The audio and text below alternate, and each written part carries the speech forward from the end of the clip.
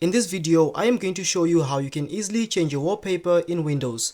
So without wasting much time, let's get started with the video. So for the first step is that you want to right click your mouse button and click on the Personalize option. Once you do that, you can easily select the default wallpapers if you want to select them.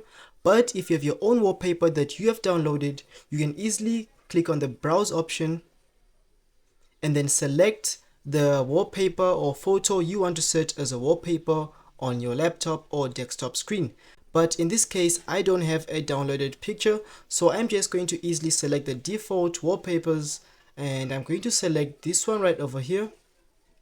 And if I click on the X button right over here, you can see that my wallpaper has changed. So that's how you can easily change your wallpaper in Windows. So without wasting much time, thank you for watching this video. If you enjoyed it, please leave a like, comment, subscribe, and I'll see you in the next one.